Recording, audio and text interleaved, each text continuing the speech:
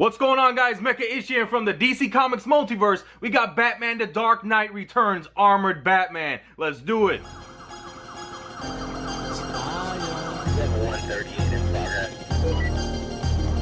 Prepare for launch in 3, 2. Step out of your world and step into mine. Welcome back, guys, to another DC Comics Multiverse action figure review. And straight out of the Frank Miller epic graphic novel, Batman The Dark Knight Returns, we have Armored Batman finally here in action figure form. Now, thanks to the DC Comics Multiverse, we've already gotten a few of the other figures from this Frank Miller universe, but I'm so excited to have this Armored Batman who can go toe-to-toe with the Superman that was recently released. Now, this Armored Batman comes enclosed in your standard window box packaging, and you can see through the window, he is huge. He has taken up almost all of that space, and he also comes with a gun, and he comes with the head of the new 52 Doomsday. Now, we have DC Comics Multiverse logo on the top. You have some cool comic art of Armored Batman, and then you see Batman The Dark Knight Returns. So this Armored Batman comes straight out of the pages of the Frank Miller epic story arc, which inspired the Batman v Superman movie. On this side, you have the same artwork of Batman with a little bit of a bio. Real name Bruce Wayne, base of operations Gotham City. After 10 years in retirement, Batman returns to take on the violent mutants plaguing Gotham City. Now, towards the back of the box, you see the entire lineup needed to build the new 52 Collect and Connect Doomsdays. All right, let's take this Armored Batman outside of this box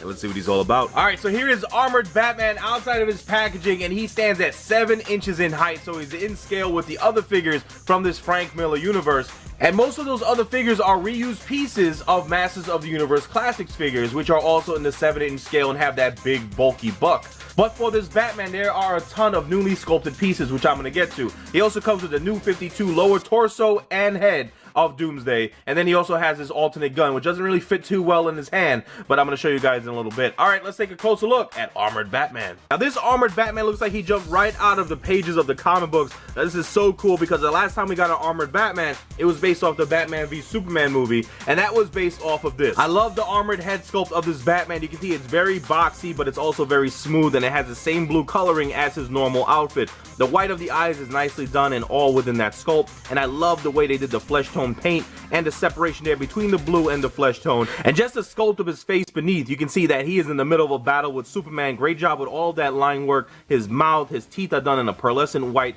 This is an awesome look for Batman. Now, the rest of his armor is very bulky. They use a softer plastic up here for his upper torso. You can see as I press it in there. I love the sculpt, the detail all the way around. It's done with that gray, and then there's a little bit of a wash added onto it. On the back, he has this blue cape, which is nicely bunched together. Goes all the way down, and as you can see, it's very flexible, so you can see the rest of his back. He got some sculpted wrinkles and line work going down around the waist, and then you can see his abs underneath there. Going down to his yellow utility belt, nice sculpted detail all the way around, and it continues on throughout the back. You can see the sculpted armored codpiece right there, and then of course he has the wrinkles by his waist, and then you have some more wrinkles of his pants, which are nicely done, going into the armored bands around his thigh. And then you have this darker blue area going on to his boots, which are also heavily armored. Nice detail there with all of the boxes and line work. And then of course you got his armored bat spikes on the side. And all of that armored detailing continues on throughout the back. On his left leg, I do have a serial number that's done in white, but it's not too bad because we can cover it up with the cape. And then we have his big blue feet here, which lead him to the spikes, almost like baseball cleats, which are nicely done.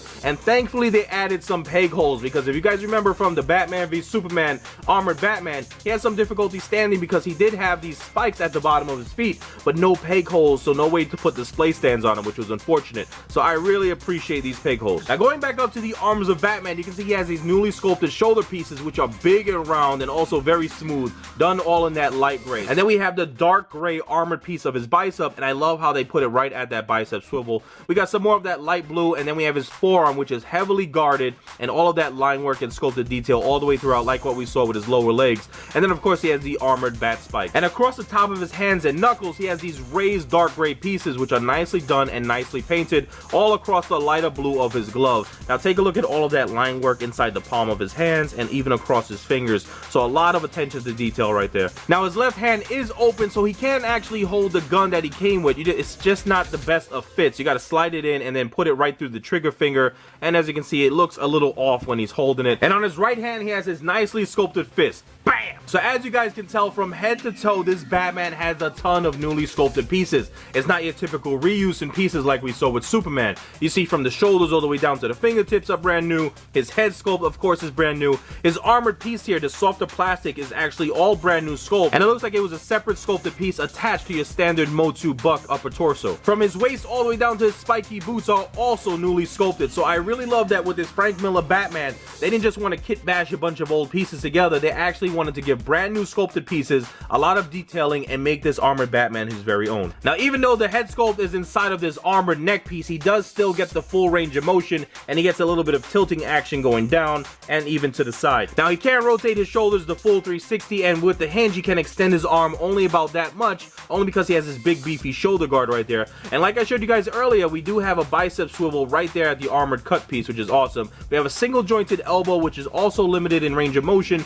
because of the big armor, and then we have just a rotation at the wrist. So because they are reusing the upper torso of the Motu Classics figures, there is a little bit of a crunch going forward and a little bit of an arch going back, but not too much because this big armored piece on top of it is limiting range of motion. But we do have a nice waist swivel, as you can see, it goes all the way around. And like with the Motu figures, the cod piece here is done with a soft flexible plastic, so it doesn't fully limit range of motion. So we are able to kick his leg all the way to the side like that, and take a look at the flexibility of that plastic. He can kick forward just a little bit, and then to the side he can go back a little bit more. Now we got a ball hinge at the hip joint, so we can rotate the leg all the way around. We have a single jointed knee, and then we have a boot cut again right at the armor piece, which is nicely done. And then we have a hinge which doesn't allow for flexion downward, and he can go upward just a little bit, but it's very realistic because he is a dude in a suit of armor, so I don't expect too much range of motion, too much articulation, but I think they did a great job with this figure. So here is the Dark Knight Returns Superman going up against armored Batman. This is gonna be epic. So there you have it, guys, my video review of the DC Comics Multiverse, Batman the Dark Knight Returns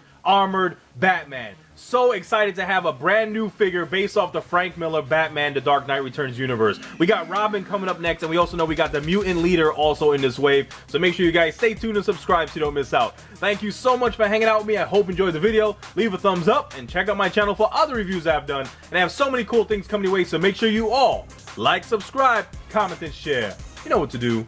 Peace.